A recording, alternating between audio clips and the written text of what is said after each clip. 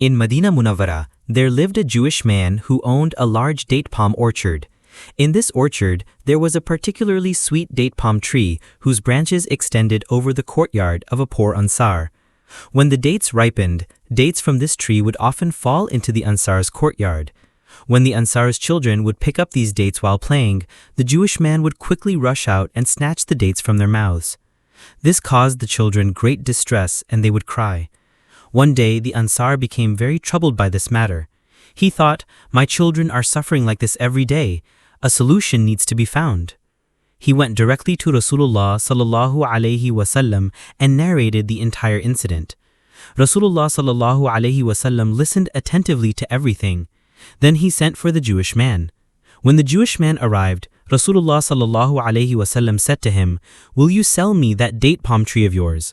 In return, I promise you a special date palm tree in paradise." The Jewish man was worldly. He was surprised by this offer.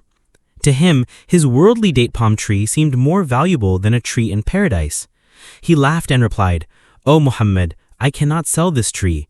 The dates from this tree are of very good quality and my business depends on it." Rasulullah sallallahu alaihi wasallam said nothing more.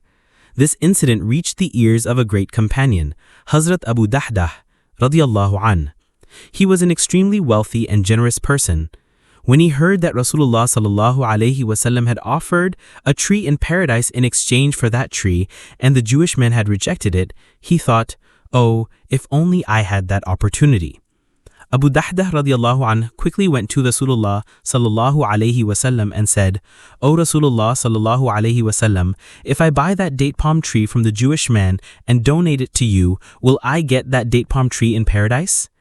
Rasulullah sallallahu alaihi wasallam smiled and said, "Yes, O Abu Dahdah. In return for this, Allah Almighty will grant you not just one, but countless date palm gardens in paradise." Abu Dahdah radiyallahu an happily went to the Jewish man. He said, "Do you remember that specific date palm tree in your garden, whose branches lean towards the Ansar companion's house?" The Jewish man said, "Yes, I remember, but why?"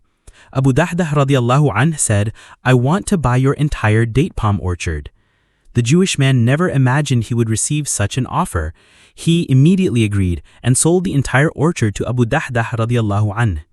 Abu Dahdah radiyallahu anh bought the orchard and immediately came to Rasulullah sallallahu alaihi wasallam and said, "O Rasulullah sallallahu alaihi wasallam, this orchard is now yours." Rasulullah sallallahu alaihi wasallam was extremely pleased to see Abu Dahdah's generosity. He raised his hands and made supplication for Abu Dahdah radiyallahu anh. After that he handed over the orchard to the Ansar.